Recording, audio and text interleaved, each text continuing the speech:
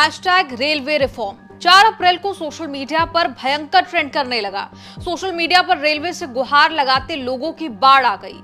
इधर मैथ्स वाले teacher Rakesh Yadav sir तो उधर पटना वाले खान सर ने सोशल मीडिया ट्रेंड चलाने का ऐलान कर दिया। छात्रों से भी कह दिया कि इस ट्रेंड में बढ़ चढ़कर भाग लीजिए। लेकिन ऐसा आखिर हुआ क्या कि सोशल मीडिया के माध्यम से छात्रों को अपनी बात रखनी पड़ी। रेलवे में भर्तियों से लेकर रिजल्ट तक पहले भी हमने ट्रेंड चलते देखा कि कैसे युवाओं में रेलवे की भर्ती को लेकर उबाल दिखता है।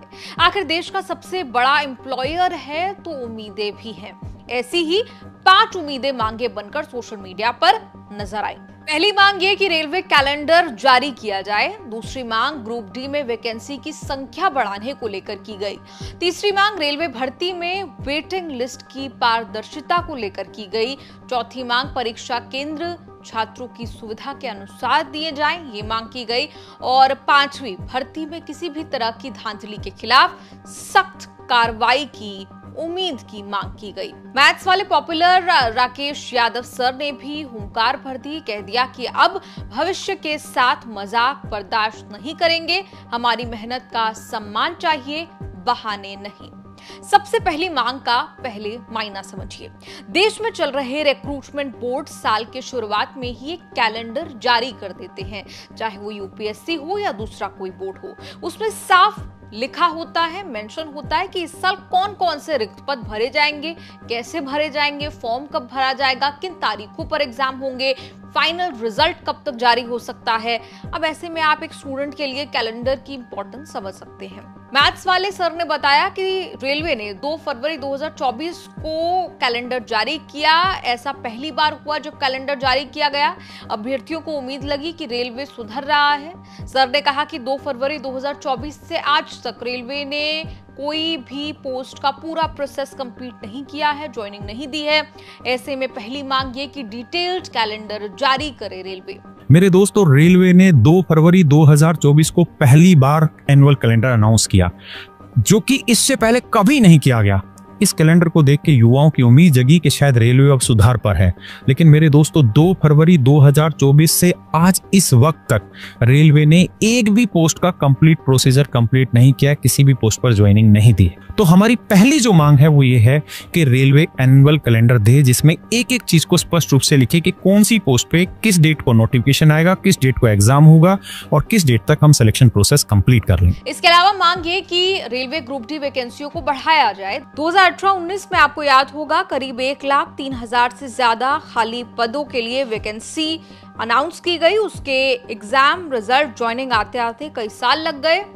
अब रेलवे भर्ती बोर्ड ने इस साल जनवरी में ग्रुप डी भर्ती के लिए फिर वैकेंसी निकाली। छात्रों ने तब भी कहा कि लाखों पद खाली होने के बावजूद भी सिर्फ 32,438 पदों पर ही भर्ती का कोई औचित्य नहीं है। कम से कम 1 लाख पदों पर भर्ती की मांग की। इस बीच दिक्कत एक और बात की रही। राकेश यादव सर बताते हैं कि 2018-19 वाली वैकेंसी के टाइम रेलवे ने कहा था कि आईटीआई होना जरूरी है। आईटीआई में करीब 2 साल लगते हैं। राकेश सर कहते हैं कि 40 लाख से ज्यादा छात्रों ने आईटीआई किया, लेकिन जब 2025 में वैकेंसी आई तो रेलवे ने कहा 10th क्लास वाले बच्चे भी अप्लाई कर सकते हैं। राकेश सर कहते हैं कि यहाँ दिक्कत उन्हें हुई जिन्होंने आईटीआई डिप्लोमा किया, क्योंकि रेलवे ने अब कह दिया 10वीं वाले भी एग्जाम दे सकते हैं। 25 में आके रेलवे ने एक अनाउंसमेंट किया कि ग्रुप डी में 10th क्लास वाले बच्चे भी अप्लाई कर सकते हैं। तो जिन बच्चों ने 8 साल का इंतजार किया और उन्होंने आईटीआई की, वो चले गए कोर्ट में कि पहले इन्होंने आईटीआई डिप्लोमा की बात की, अब ये कह रहे हैं कि 10th क्लास वाला भी बच्चा फॉर्म भर सकता है। अब मेरे दोस्तों, वो वैकेंसी कोर्ट में चलेगी।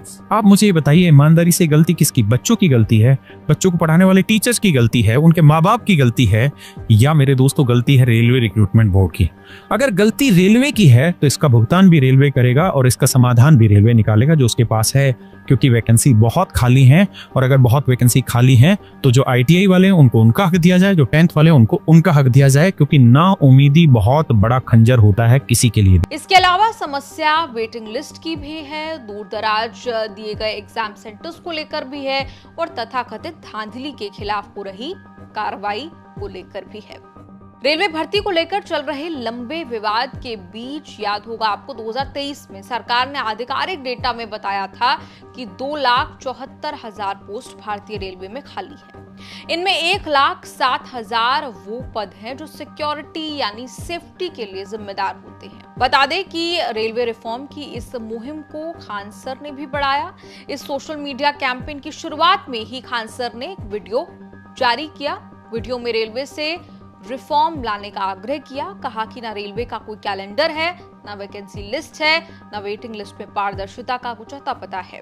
एग्जाम सेंटर अलॉट किए जाने पर तो खान सर चुटकी लेकर ये कहने लगे कि अब बस बांग्लादेश और पाकिस्तान में एग्जाम सेंटर अलॉट होना बाकी है। ये भी कहा कि हम टीचरों का अब बस यही काम रह गया है, पहले बच्चों को पढ़ाओ, फिर बच्चों के लिए ट्विटर कैंपेन करो और फिर उसके बाद एफआईआर भी झेलो। साथ साथ अभिनय मैथ्स नाम के मशहूर टीचर ने भी सरकार पर तंज कसते हुए पोस्ट कर डाला।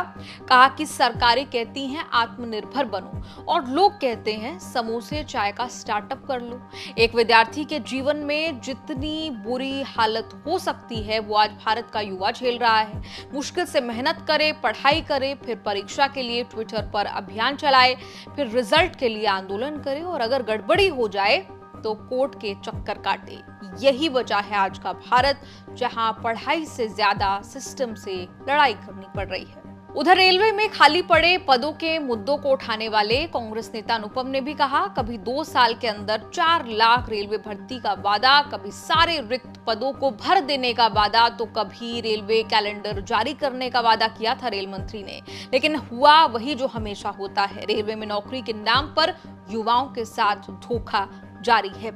रेलवे की वैकेंसियों को लेकर, भर्ती को लेकर आपकी क्या कुछ राय है? आप कमेंट्स में लिखकर अपनी राय जरूर दें। जो चर्चा रहती है आपको लेकर, एक शब्द है आपके साथ जुड़ता रहता है, कहा जाता है कि एरोगेंट है।